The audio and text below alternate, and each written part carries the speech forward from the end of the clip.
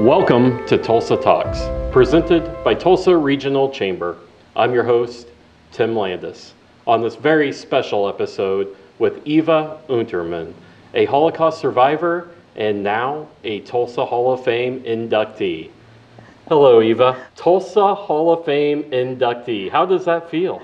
It feels unreal. I am truly honored, appreciated deeply, and it actually, and I will say so at the event, I'm sharing this award with Tulsa Holocaust teachers who are doing and have been for many years telling our story, and I think that they need to be honored, remembered, and so I am accepting this award as I'm sharing it with them. That's beautiful. You are obviously a Tulsa transplant. What does it mean to be in the Tulsa Hall of Fame? You never imagined that would happen, right? Absolutely not. This is really incredibly, I'm moved by it and humbled by it. And I will try to live up to what it is that I am being given this award for. And I will continue as long as I can to speak, to tell my story, which is really more about as you ask me questions, I think I will get to the correct answer. Why do you think they chose you this year? I don't know. Maybe you should ask them. Yeah, I think you'll have the opportunity to. That's a very good question. There are several other people who were chosen. Well, I have been for, about 40, 50 years speaking about the Shoah. That's the Hebrew word for Holocaust. And someone must have thought, well, maybe this woman has a story to tell. And Michelle Place, who is the executive director of the Tulsa Hall of Fame, not Hall of Fame, of the Tulsa Historical Society. I've known her for a number of years, and perhaps she had something to do with it. You spend a lot of your energy and time educating folks about the Holocaust. This started, you didn't talk about it originally for a long time. It started in the late 70s because of your children's experience in Tulsa Public Schools, correct? Well, actually, most of us survivors did not talk about it for a long time. I was told, and I understand, that our wounds had to heal a little before we were able to talk about the horrors.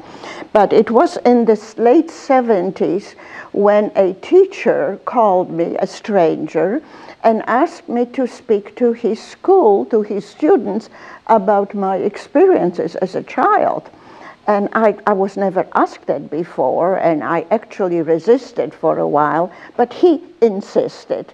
And eventually I did speak to his students, and from then on, one teacher here, one teacher there, they heard about this person in Tulsa, and I had teachers from all over calling me, and from then on, I have spoken to many, many students in Tulsa and surrounding area schools, mostly middle or high schools. I do not speak to elementary school students.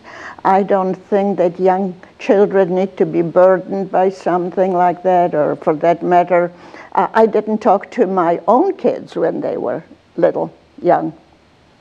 You just said that you don't want kids to be burdened by the story of what happened. Young children. Yes. You were a young child when everything happened. You were born around the same time that Hitler comes into power in Germany. Correct. And you were in Lodz, Poland. I was born in Lodz, Poland in 1932. And I had a happy childhood. I was an only child. And my family and I always spent our summers in a little village near Lodz called Żakowice. I spoke only Polish, by the way. My family we were Jewish, but they were very assimilated into the Polish culture. And it was in the summer of 1939 when the adults got the word that there's something happening, and they were whispering amongst each other, and I had no idea what they were talking about, but our vacation was cut short, and we took a train back home to Lodge. And from then on, everything changed. What do you remember? What's the first thing you remember from when everything changed? I remember soldiers, German soldiers, the Wehrmacht, not the SS at that point, coming into our homes and taking whatever they wanted to take. We lost all our rights. We were totally powerless. And I recall so well when I believe there were two men that came and decided to take the chandelier that was hanging over the dining room table, and my two grandmothers, mother, father, and I just stood there. And from then on, everything changed. We were not allowed to walk on sidewalks. My father couldn't go to his business. And what was most difficult for me, I was looking forward to starting first grade. And because I was Jewish, I wasn't allowed to. I had all I prepared everything as kids do now, to start school, and I wasn't allowed to attend. And that was very, very painful for me. Your family gets forced into the ghetto. Correct. Where you spend 4 years. Yes. What was life like in the ghetto? Well, let me tell you, if I may, start when the order was given that we would be relocated. The word relocated is important because we were always relocated. We were told what day, what time to assemble, and that we could only take that with us, which we could carry. And I remember my mother making bundles out of pillowcases and sheets and put everything that she possibly could, that we needed, that could be a blanket and a cooking pan or something in those bundles. And I had a little bundle too. And I had a beautiful collection of dolls. They sat on this windowsill facing me, but when I was leaving, I turned them so they could see the outside and promised that I would be back and we would have our tea parties again. And I took an old rag doll with me. Her name was a Polish name that I remember. It was Budwiga. And I recall when we had to leave, it was winter 1940, and my mother put as many clothing pieces on me as she could in order to maximize that which we would take, and because it was cold. And I recall how stiff I felt with the dress and the sweaters and all that. And then we met other neighbors from our neighborhood, and we were told to walk, just keep walking. And there were soldiers, and I just always remember their shining black boots. I don't know if that was still the Wehrmacht or if it was the SS already. We were told to walk, and it seems to me to this day the walk was like forever. And we arrived in an old, dilapidated part of Lodge called Bawuty, which would become the Lodge ghetto. When I speak to students about it, I explain that the ghettos that the Germans set up for us, those were prisons. There was barbed wire, and there were guards watching that no one escapes. What was going through your mind at that time? Because you had no idea what was coming. I had absolutely no idea. I don't have any. I remember the feelings. I remember it was cold and I was afraid, but I was with my parents. My mother held my hand. I had no idea what was going to happen, and I always felt all through the war that as long as I was with my mother, I would be okay. She was a very strong person, and I didn't know. I had no idea. And I must say that, well, I'll tell you, when I think that I kind of became numb. And I think I have figured out after all these years when that happened. It was in the ghetto. When I can talk about it now and have for many years, but I do not feel any emotions. There is a certain numbness, which I was told by some people that it was good, that it is good, which kind of protected me emotionally from, all that was happening to us. So the ghetto was a terrible place. And little food, people were dying of hunger in the street. I was fortunate that both my parents had work, because only those who could work were given ration cards, which were very meager, but it was. My mother worked in a soup kitchen, which meant an extra bowl of soup. Then in the summer or fall of 1944, that is when you are sent to Auschwitz. It was on the 29th of August, 1944, when my one grandmother passed away in the ghetto. But my mother, father, my grandma Kaffeeman, myself, we joined a group of the metal workers, and we were on the very last transport to leave the Lodz ghetto. We were supposed to, so they thought that we were going to a metal factory in Germany to work as slave laborers. There is a whole story, I don't think we have time to talk about, Hans Beboff, which was the head of the German administrator of the Lodz ghetto. He set up factories in the ghetto.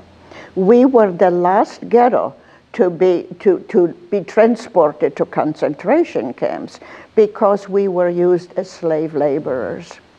Beboff was making money on this business that he had, and also it kept him from being sent to the Eastern Front fighting, so he wanted to stay, and he planned on taking this metal factory to Germany. But when we left, and I remember boarding that train. The cattle car? The cattle car. Still remember? I remember it as if it were yesterday. We were told to assemble a certain time at the train station, and there were the cattle cars, not a train that I have traveled on many times. And to get into the cattle car, it was kind of high off the ground.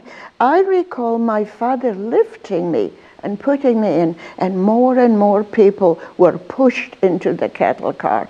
There was a little tiny opening window that had bars on it, and we stood there as tight as sardines in a can. And I remember some people fell between us. We stood there for a long time, and some children were crying, some people were praying, and Mother had her hand on my shoulder, and we just stood and stood. No one really knew as far as I knew. Some people started speculating that maybe the rumors they heard were true. But I do recall when the doors locked, metal hitting metal, loud sound, and I also remember the sound of the steam engine whistle as we were traveling to an unknown destination. And go ahead, I'm sorry. I'm sorry. You were still with your father at that point? Yes, mother and father and grandma together. And then suddenly the train stopped and the doors opened, and as I said in my previous interviews, everything that I remember to this point just changed immediately. What was going on? Where were we? There were all these people that looked like skeletons in these striped uniforms milling around, and there was this man, a German, in a German Nazi uniform. If it was Mengele, perhaps, I don't know. But as we got off the cattle car, men and women were immediately separated. I no longer saw my father, but Mother held on to my hand. And we were, I cannot go into it right now, but we were on a special transport. We were not supposed to go where we ended up. We were in Auschwitz, and they walked us to Birkenau. And I recall that. That is something that, of course, I'll never forget. We, only women and a few children. The children and the old people, sick-looking people, were taken to one side. I stayed with my mother. The children and the old and the sick were taken immediately, we didn't know then, to the gas chamber. And we were made to walk towards a large building that was actually built, I was told, I studied lately, to the same specification as the gas chamber. But instead of poisonous gas, water descended on us. Prior to that, we had to take all our clothes off. Our heads were shaved, and I remember crying. And I recall Mother saying, hair grows back, we'll be okay, hair grows back. And I recall touching my head, and I had long braids, you know. And then we were given this coarse, striped, pajama-like uniforms and wooden shoes, and made to walk to one of the barracks, and sat there on the floor. There were some bunks, they were really shelves, but I remember sitting on the floor and dozing off, and of course not knowing where we were, and everyone was traumatized at this point. It's very difficult to imagine this kind of a situation, but that's where we were. And then early at dawn, we were made to go outside to be counted. This is something that was done in all the camps. This was called TulsaPeople. We had to line up and be counted. And if someone was missing, if a person was missing, they would go into the barracks and drag usually a body out, someone who died during the night. The count had to be perfect. And then we were given a little rusty metal bowl with something that was called soup. It was water, potato peels, and turnips. No spoon. And I always tell, we were not considered human. Animals don't eat with spoons. But we learned. I learned to sip this. And we haven't eaten in days, or drank for that matter. So we didn't stay long in Auschwitz. We were again relocated to another camp, every bit as awful, if not worse, and that was Stutthof on the Baltic. And really, I don't know if I have time, but if I do, I'd like to tell you of one of the worst memories of my childhood. Again, the barracks, by the way, were built to the same specification lengthwise, and then there were, in the middle was what was known as the Lagerstrasse, the street where the guards, the SS men and women, the women were every bit as brutal as the men, would walk by, scream at us, hit people. And we, that one evening, I think it was evening, we had no calendars, no watches, who knew? But Mother and I sat on one side of this Lagerstrasse on the floor, and my grandma Kaufmann, my mother's mother, who came to visit us in Lodz from what was then Palestine, wanting to see her family and planning on returning home to Eretz Israel. She sat on the other side, when from this side, I recall that so well, I saw the black boots. And couple, I think they were officers, came in and asked women they wanted some volunteers to mend their socks for an extra piece of bread. One of the first hands to go up was my grandma Kaufmann. And I'm convinced to this day that she did so because she wanted to give this bread to me. As the women were taken outside, one of the guys came back laughing. There was no mending to be done. It was Saturday night. And this is how these men entertained themselves. They took the women outside and shot them. And I must tell you why I'm telling this story, which is still always will be painful. It's because during the Nuremberg trials and other trials, the SS claimed that they were soldiers following orders. Nobody gave these men the order to do what they did. So I think this is something that we must understand. And also, when I was a child, I thought of the SS not as humans, but as monsters. When I became older, I realized that they were not monsters. They were as human as you and I. And I think that is something that we have to confront.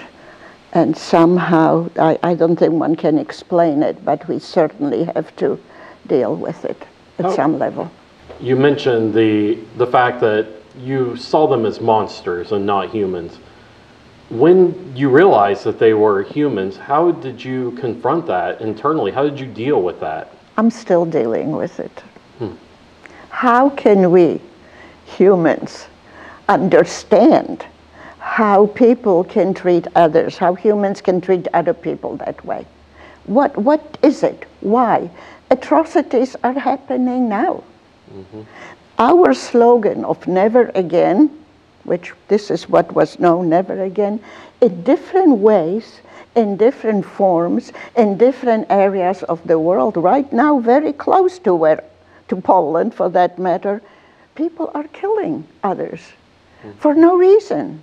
Children, old people, that is something for philosophers and theologians to deal with. I don't understand it. At the time that you were at the camp, that your grandma comes with, your dad was in the next camp for the men, right? Correct, you are right. So you go a year or so without seeing your father. Absolutely. Yes, I found out later that we were on the same transport, but of course in separate areas. And actually, there was one time in Stutthof that my mother found out from a non-Jewish Polish worker, an electrician, I believe he was, who worked on both sides of the camp, that my father, who was very ill by then, but he had a birthday gift for me, and he would, at a certain day, certain time, when the guards were changing in the towers, he would throw it over the fence. And my mother would run to, get closer and pick it up. Well, indeed he did, but I never got the gift. What it was, someone on the men's side was carving spoons out of pieces of wood that the men found. We had no spoons. And for my birthday, my father got one spoon for his, I don't know, 1 or 2 days of bread rations. And that's what he threw and wrapped in something.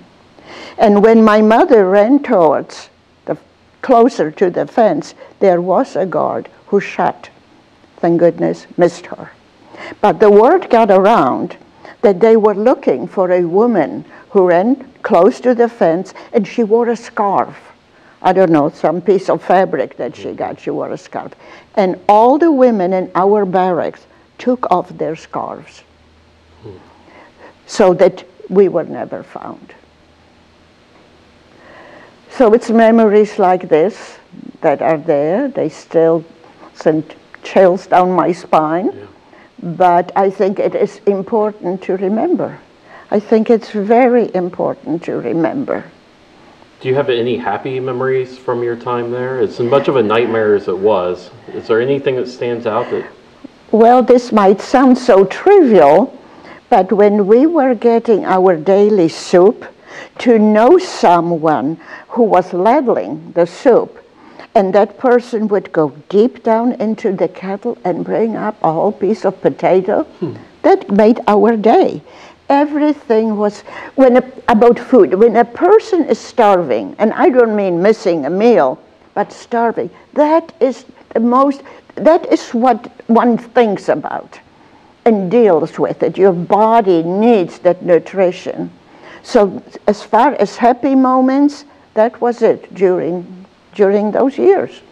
You were surrounded by death and terror. Mm-hmm.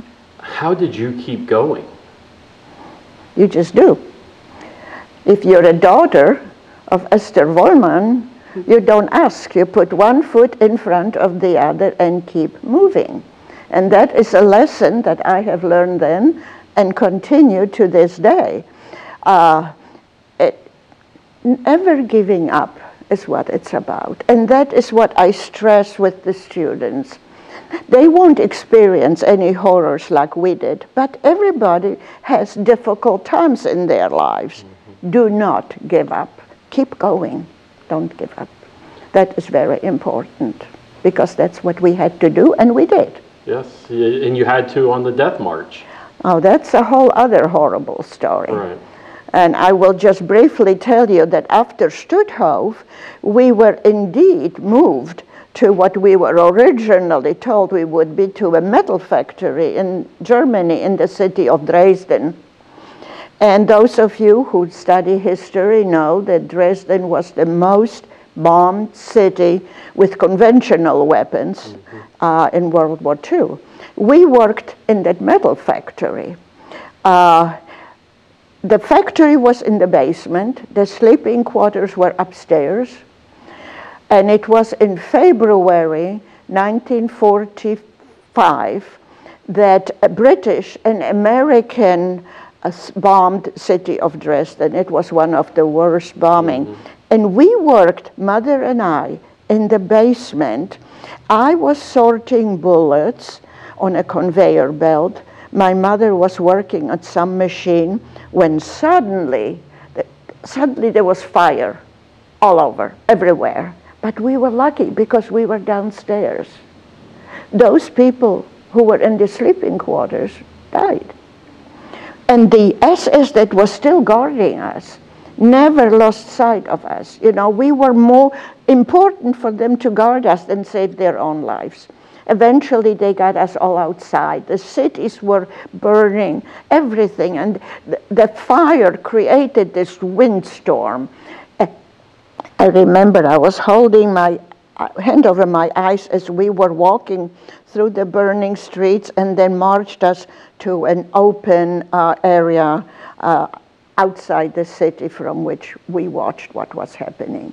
And then I think they didn't have any trains available anymore. So they started walking us. It's known as the Death March. Mm-hmm. It wasn't a march. We barely dragged along. Those who couldn't and collapsed were shot on the spot. And I had in my wooden shoe a nail from it embedded itself on the side of my left foot.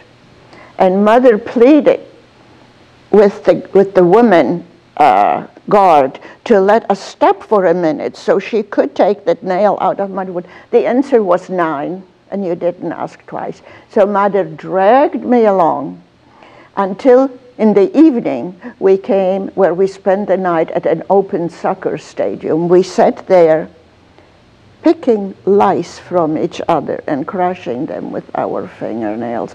Mother got the nail out of my foot, out of the shoe, ripped a piece of her dirty rag that she was wearing, and tightly wound it around my foot. It's amazing I didn't have a blood infection. I still have a little scar there now, to this day. And then shortly after that, a couple of months later, the Russians liberate you. Well, we kept walking, which I thought was forever.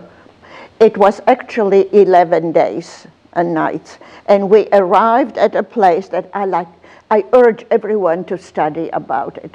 It was a ghetto prison, concentration camp ghetto called in Czech, it was near Prague and then Czechoslovakia, called Terezín, and in German Theresienstadt. And it was there, shortly after we arrived at that place, that Russian soldiers liberated us. They came and tried. What was that day like? Unbelievable. It was just, really? Is this a dream? Are we really free? What happened to the SS? They vanished. They were gone. And what was the first thing that people did, including Mother and me? Look for my father. Yeah. And lucky as we were, he was also in Terezín, sick, looking bad, just really badly, but we were together. And once we laughed and cried, the next thing was eating. People ate. The Russian soldiers gave us sweets, rich foods to which our stomachs were not accustomed. People ate, became ill, ate again. It was unbelievable. When the first joy kind of ended and people started searching for their families, the reality became very clear. Most didn't have anybody left. And of course then there wasn't a communication of any kind. Mm-hmm. And so it took a long time before people tried to find if they had any relatives left. But at that time, typhus broke out in Terezín, and we were taken by Russian soldiers to the Czech capital, Prague, which was wonderful. My favorite city in the world to this day is Prague in the Czech Republic. All the restaurants, hotels, hospitals opened and took us in. I remember my first bath in 4 or 5 years. I remember sitting at a table with a tablecloth and eating with a spoon. Things we take so for granted. It was wonderful. And we stayed there quite a while because my dad could not travel anywhere. You were like 12 or 13 12. At this point. 12 years old? Yes. How did your family, when you got back together, how did you all handle it? What were the days like after that, the years coming up? This opens up a whole other chapter in the story of the Shoah, the Holocaust. There is a before, there is a during, and there is an after. Mm-hmm. And everybody has, there were certain things that were just prescribed, and it was done to all of us, the ghettos, the camps, and all this. But then everyone has their own story. So what did they want to do? Is locate Uncle Leon Goldman, who we knew if anyone survived, he certainly would be because he lived in Lausanne, Switzerland. Well, how do you reach Uncle Goldman? So then started our travel by any means possible, hitchhiking, walking, crossing from the Russian occupied zone of Germany into the American zone, which is a story all by itself. I cannot go into it. I understand. But this is how we continued. So you make the moves and everything. You find your uncle, all that. You get settled. And in 1952, right, you're working with your mom in a souvenir shop? Oh, wait, no, not in 1952. So we are on this truck heading towards Stuttgart, Germany, all the while, looking forward to Switzerland. When the driver stopped in front of this church, I remember the steps leading to it, and said, "You won't find a place to sleep in Stuttgart, to sleep overnight in Stuttgart. The city is bombed. We are now in Ludwigsburg, which is 14 kilometers away from Stuttgart. Spend the night here and then continue the next day." This is how we traveled. And as we got off the truck, my father grabbed his chest and fell. So that was in the fall of 1945. Yeah. And I stayed with my dad, and my mother ran for help. We were not far from the mayor's office. And the word was then that survivors who come to any German town go to the mayor's office. Those are mayors that were installed by the Allied troops. The Nazi mayors left in a hurry. And my mother did, and my father was taken to the hospital, and that mayor befriended my mother. We were the only Jewish survivors who came to Ludwigsburg. And he found us an apartment from which some top Nazis must have left in a hurry, because everything was there. And my kids often ask, how did you feel walking into someone else's home? It was wonderful. Oh, no one can understand this unless you've lived as we have. I just walked through it. There was a dining table and a kitchen and a bedroom with a bed and all this. So my father was in the hospital for a long time. The mayor and my mother decided they would go into business together. He saw that mother was a very energetic person, and so he suggested, since all the stores were closed, to open a little souvenir shop for the American soldiers who were on a base very close by, and they were known as souvenir hunters. So what do you do? Where do you get merchandise? We made merchandise. At night, I remember the mayor would find us some stuff, pencils, empty boxes, and I would sit and write souvenir of Germany on the pencils and on anything I could. That was the merchandise. And the word got around among the Americans. And when my mother opened the shop, I don't know, 10 o'clock in the morning, there were American soldiers sitting on the floor waiting for it. So we sold all the merchandise, went home, and started making stuff all over again. Wow. So that is how the gift shop Valeria, which was the mayor's daughter's name, started out in the town of Ludwigsburg. We never thought we would stay there. There's a whole other story following that. Yeah, so did your parents settle there? Is that where they lived out their Well, time? eventually they didn't plan on it. Right. And we actually left at one time thinking that we were being taken to Palestine. But on the way in the truck, just so happened, my mother spoke with everyone. If they didn't understand the language, that was their problem. You know, the American soldiers, but between a few languages, German, Polish, a little Yiddish, she managed to talk with people. That soldier told us we were not going to Palestine, we were going to Cyprus, to a camp. When my parents heard the word camp, we weren't going there.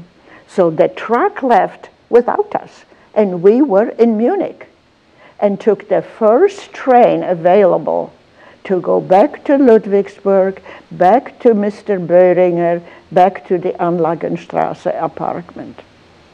And is that where you met your husband? Well, like I said, American soldiers were constantly coming into the store.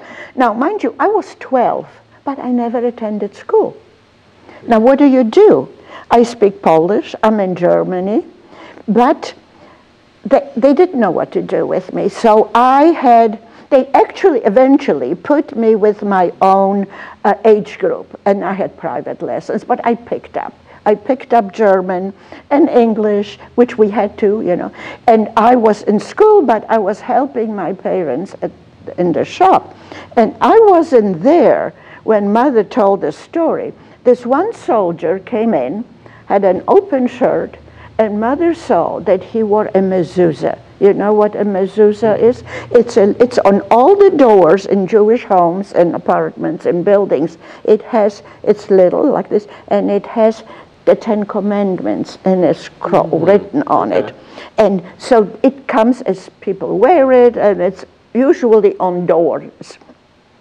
Mother saw the mezuzah, a Jewish man, family. I mean, she immediately invited him to dinner.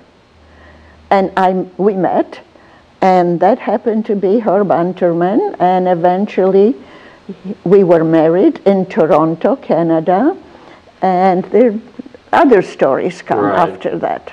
Yeah, and so it's because of that marriage with him, because at the time, everybody that had survived the Holocaust, you were now stateless. You didn't have Absolutely. a home. We were all stateless. Right. But when it came to the immigration quota, we were on the quota of the country of our birth, which for me, of course, was Poland.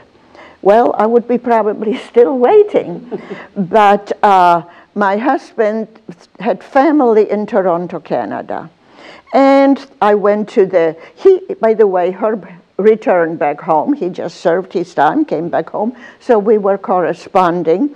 And that's when we decided to get married, and how do I get to the US?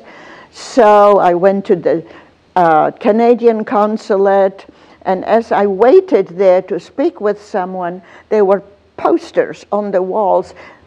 Canadians were looking for domestic help. Lying meant nothing to me. So by the time I went to the office to be interviewed, why do you want to go to Canada? I want to be a domestic worker. And this young man who sat there looked at me. He and I both knew that I was lying. But he took my hand, and my mother always saw to it that I had very nicely groomed fingernails. And he said, "So you peel potatoes?" I said, "Oh, every day." I got the visa to Canada, to Toronto. Now, I'm going to fast forward a little bit here just for time. Oh, of course. But you and Herb, you move around. You end up in the Texas Panhandle, in Passus, Amarillo, out there. Amarillo and Pampa. Yeah, Pampa. When we came to Pampa, Amarillo seemed like a metropolis already, because if you have been to the Texas Panhandle, I'm sure it's not much different now. Yeah. Pampa, Borger, Dust, okay. Yeah, then Pine Bluff, Arkansas. And then you end up in Tulsa, right? Because of Levine's department store? Correct. My husband was a manager of Levine's department stores. And they moved us then, like the army moves people. But we had nothing. We were young. It was an adventure. Wherever they sent us, from New York. Well, he was managing a store in New Jersey, Hackensack, New Jersey. And this guy came in and said, "If you ever think of moving to Texas, here is my card." Well, after living in the Bronx in New York, not only I, but my husband, who talked about nothing but New York when he was in Germany, we both needed to leave. And we bought a car, our first car, Plymouth Belvedere or something. And when we lived in the Bronx in New York, there was no place to park this car. So, well, it's a whole other story. But anyway, so... Plenty of parking in Texas. Oh, dear. So here we decided, okay, let's go. And so he got a job in Amarillo. And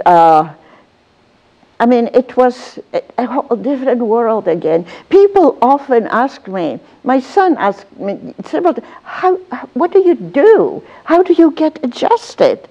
We moved so many times. I said, what I do is sew new curtains, which I did. I got a sewing machine, so every time, we're moving around, but we got a television, great, big, black RCA. That was the only thing we owned. So put the television in the back of the car and move. So from Amarillo to Pampa, from Pampa to Pine Bluff, and Pine Bluff at least had trees. I love trees. And then to Tulsa. And I knew as we were driving in, I knew that this would be home. Also, our son was born in Amarillo, and he was about ready to start kindergarten. Okay. Yes, and we thought Steve will know a home, a place he can call home. And this is how we stayed in Tulsa. And at this point, I'm a Tulsan. Yeah, I would say so. Can you tell by my accent? Yep, you've got it down. It's taking you a minute, but so you have spent almost 70 years, six plus decades in Tulsa. What has life been like for you in Tulsa, Oklahoma? It's been good. What we did, we rented a little house. Herb managed a store downtown Tulsa. I remember downtown Tulsa and the stores and everything. And we rented a little place and then bought our first home on my husband's GI loan in Lauderdale. It's a modern community. It was really the first one in the country that had air conditioning. And oh wow, I remember that. It was because, can you imagine living in Germany, or Poland before that, and coming to Tulsa, Oklahoma without air conditioning? But what do? You just deal with it, you know. But it was wonderful. So Steve started kindergarten, and my very first job was as a Sunday school teacher at Temple Israel. And when Levines wanted to relocate us, again, here I go relocating, but we didn't call it that. Relocating is in the camps. They wanted to move us, you know, we decided not to. And my husband got a job with Zales Jewelers that he stayed with for over 25 years. Wow. So you raise your kids, then all of a sudden, like we talked about at the beginning, in the late 70s, you finally open up about your life experiences. How did it feel to finally start talking about it? Well, I never spoke about it, as I mentioned earlier. And then a teacher suddenly called me, someone who on his own visited Europe and some of the concentration camps, and wanted me to speak to his students. And of course, I haven't done it, and I didn't know and I wasn't ready to speak about it. I didn't even talk to my kids. I didn't want to burden them when they were little kids. I wanted them to grow up as free Americans. But I started talking to the schools. One by one by one, the different teachers kept calling me. I was after the teaching at Temple Israel preschool, I worked in retail, and I was off on Mondays. So Sunday, we of course worked Saturday. Sunday, I would do things around the house, clean, cook, and so on. And on Mondays, I would go to different schools where I was invited. A friend of mine, who was at that point a retired teacher who taught at Carver, taught the Holocaust, Ruth Ann Cooper, should be remembered. We have a memorial for her here. She was the first teacher that went to Israel and Poland and wrote a book, a guide to study. She and I went every Monday somewhere. She would drive, and we would go to little towns and schools in Tulsa. And on a lighter note, I remember at one point thinking that we would write a book, and that we had the title, Teaching the Holocaust in Rural Oklahoma. Turn left at, the address was turn left at the Dairy Queen. This is how, I'm getting off the subject, but you know, life isn't just always smooth like this. Different things happen, good, bad, and the other, and you just live with it, appreciate. And Ruth Ann and I became very close friends. She's no longer with us. And after serious talks in the schools, we would then go and get lunch somewhere. And I did that for many years before the museum was built. Yeah, you've spent almost 40 years, 50 years teaching and lecturing and educating people on the Holocaust. When I stop and think what you just said, the years, I can hardly believe it myself, but that's what it was. That's what the calendar shows me. And I, at first, I was very careful, you know, not to say this and that. And then it became much easier, as everything is, with experience. And now I no longer go to schools, but students come to this museum because in Tulsa, all 7th and 8th grade students are required to be studying the Holocaust. So I often meet with them after they have gone on a tour for Q&As. We're getting to a point in time now where the youngest soldiers who fought in World War II are now in their mid-90s, 94, 95, so there aren't very many of them left. You brought up something very important, which I should address. I did get to know some of the World War II veterans. They became good friends. They were my heroes. And they used to meet at the Kirk of the Hills Church Thursday mornings, and I would often bring donuts and meet with them there and got to know them. And then about just before the pandemic, this is how I can judge time by the pandemic, the last of them, Paul Endert, passed away. And I wanted to do something to honor his memory. And that is how I approached someone at the museum, and now we have a World War II veterans exhibit adjacent to this museum here, which is very important. These guys, you know, the greatest generation, and they're gone, most of them. There are very few left, very few. They would have to be, I was 12 and I'm almost 90, so they have to be in their late 90s, as you mentioned. Why is it so important? I mean, this is a loaded question. I mean, I know this is It's easy, okay. Why is it so important to continue to educate people on the Holocaust? I was asked this over and over through the years. And somewhere in the 80s and 90s, it looked like it was kind of no longer the main issue. But it has again become very important to remember the Shoah, what we humans are able of doing to other people, and from the Holocaust, learn the lessons for future generations. So it's remembering the past, teaching for the future, very important, because look what's happening all over the world. Never again didn't work. There are, I don't know why, like I said, this is a question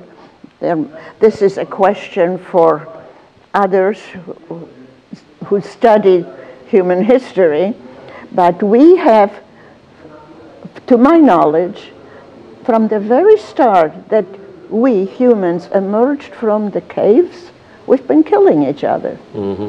Are we hardwired for this? Goodness, I don't know. It continues.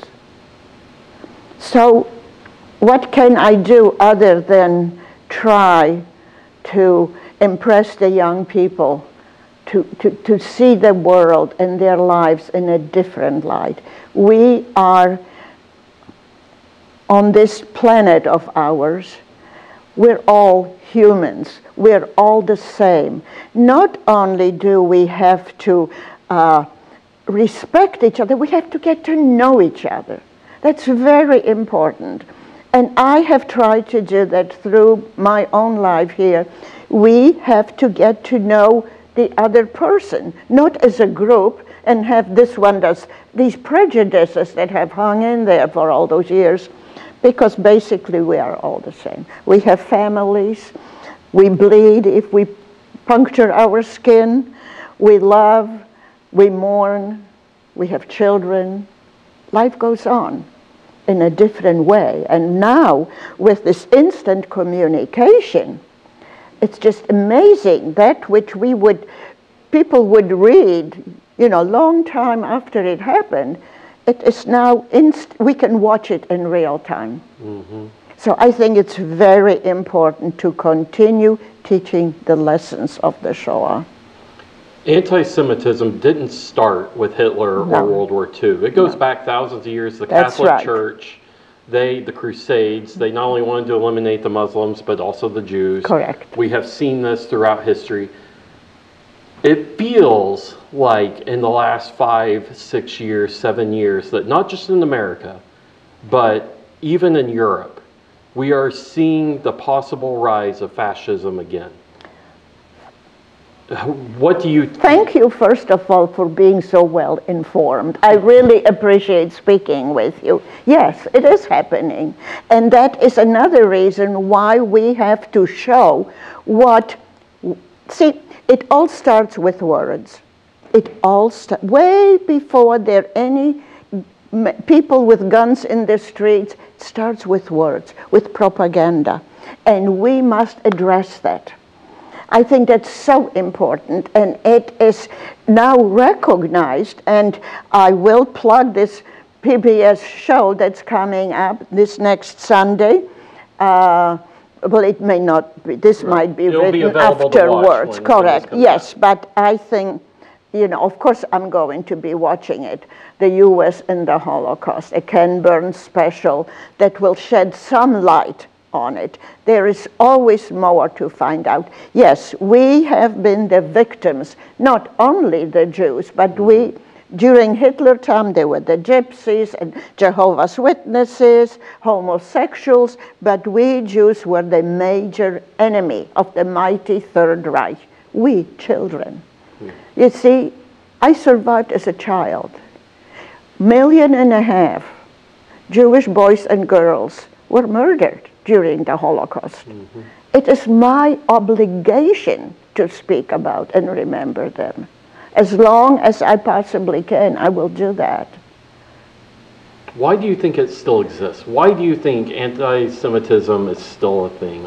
I think you would have to ask some people who are more steeped in history, in philosophy, in theology, because I don't know. I must say that I personally, in Tulsa, have not felt any anti-Semitic, haven't had any anti-Semitic incidents.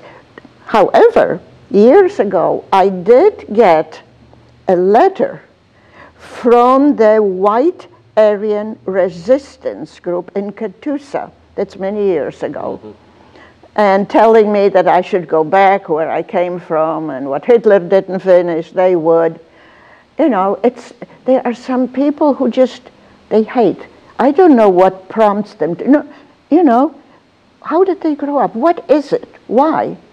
Yeah. But that is just, this has to be addressed, not only against Jews, against the other, everybody, you know, and of course always the immigrants.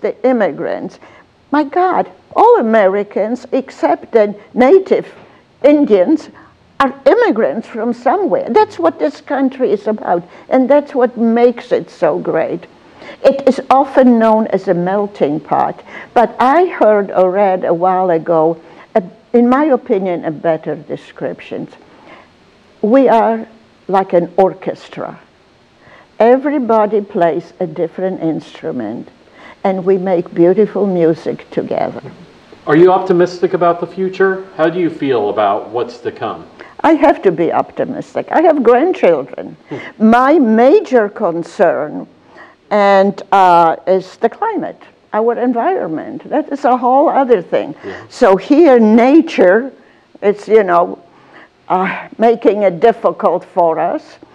And humans, and it's just, we just have to keep going in the right direction. And I think people better recognize that indeed there is a climate change, and that the weather, even in our own country and all over the world, is changing. It's not something that will happen, it has started.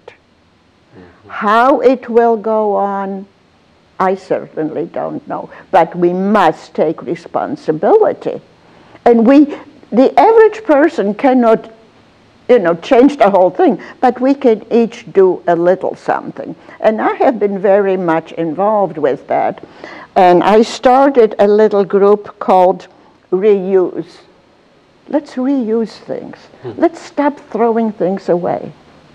I mean, not only the styrofoam, we know what happens to it, the landfills, but also trash. We produce more trash in this country than the rest of the world. Convenient, yes. Dangerous, yes. So I personally started using, as I did many, many years ago, dish towels other than paper towels. We all have washing machines. It's little things that we can do and reuse stuff. Here I'm talking about something that is not, well, you know, in a way maybe it is. It's about the future. Yeah. The Holocaust, what happened, that's the past. But we have to take responsibility for the future, for our children and grandchildren and following generations. And this is a real threat. To close out, you've been through the worst that could be thrown at a person on the planet. You have lived through all of those nightmares, those horrors. You've seen all that. What would you say to someone that has their own, the things they've been going through? It doesn't match what you went through, but they feel like they've gone through the dark. Of course. What do you say to those people? Give us something positive to send us out of here, something hopeful as we Well, head for one thing, never to give up. I stress that often. Yes, everybody will have some difficult time. Don't give up. And be positive. Look toward the future. Plant a tree. Grow something and take care of it. We are part of this planet, of nature. Let's take it seriously. Let's enjoy it and help it, which is helping us.